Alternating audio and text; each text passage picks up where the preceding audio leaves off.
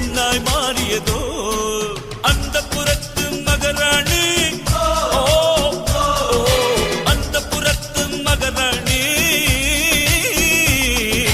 அழகு எல்லாம் அவள் இவளது ஸ்டைலா சந்தன மேலா இவள் மன்மத புயலா அடடா